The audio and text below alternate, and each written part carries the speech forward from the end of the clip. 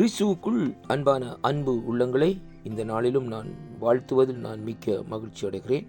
இன்றைய நாட்களிலும் 21ஆம் தேதி 9வது மாதம் 2025ஆம் ஆண்டு ஞாயிற்றுக்கிழமை. இந்த நாளிலும் நம்முடைய ஆண்டவர் நம்ம கொடுக்கிற ஒரு அருமையான வாக்குத்தத்தம் என்னவென்றால், மத்தேயு சுவிசேஷ புஸ்தகம் 15வது அதிகாரம் 28வது வசனத்தை வாசிப்போமாயிருந்தால், நீ விரும்புகிறபடி உனக்கு ஆக கடவதென்று கர்த்தருடைய வார்த்தை இந்த நாட்களிலே சொல்லுகிறதை பார்க்கிறோம்.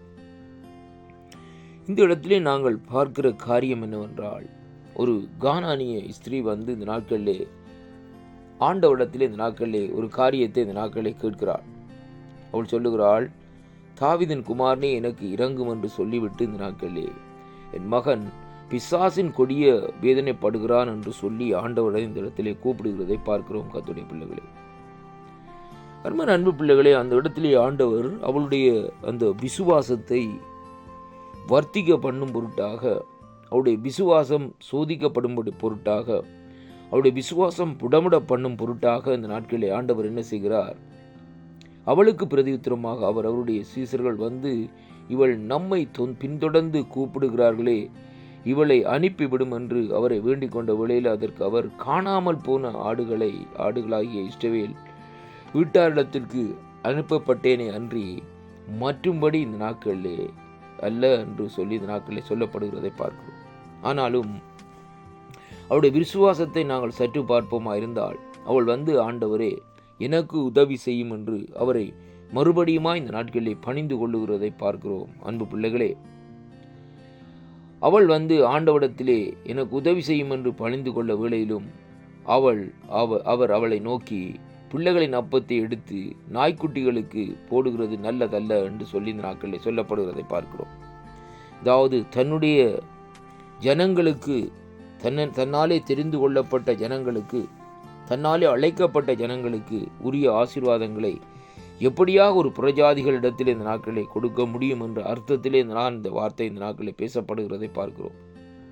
அருமையான அன்பு பிள்ளைகளே, ஆனாலும் அந்த ஸ்திரியானவள் சொல்லுகிற ஒரு அருமையான வார்த்தை என்னவென்றால், அதற்குரிய பதில், அதற்கு அவள் மெய்தான் ஆண்டவரே, ஆகிலும் நாய்க்குட்டிகள் தங்கள் எஜமானின் மேசுகளுக்கு கீழிருந்து விழும் துணிக்கைகளை தின்னுமே என்று சொல்லி இந்த நாட்களை சொல்லப்படுகிறதை பார்க்கிறோம்.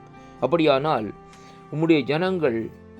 உம்முடைய ஜனங்களுக்கு நீர் கொடுத்த அந்த அபிஷேகம் பண்ணப்பட்ட அந்த ஜனங்களுடைய அந்த அபிஷேகத்திலே இருந்து நாங்கள் அவர்களோடு சேர்ந்து இந்த நாட்களை ஆராதனை செய்து அந்த அபிஷேகத்தை நாங்கள் பெற்றுக்கொள்ளுவோம் என்று சொல்லி இந்த நாட்களே அந்த அர்த்தத்திலே அவள் இந்த நாட்களில் பேசிக்கொண்டிருக்கிறதை அங்கே இந்த வார்த்தை நமக்கு சொல்லுகிறதை பார்க்கிறோம்.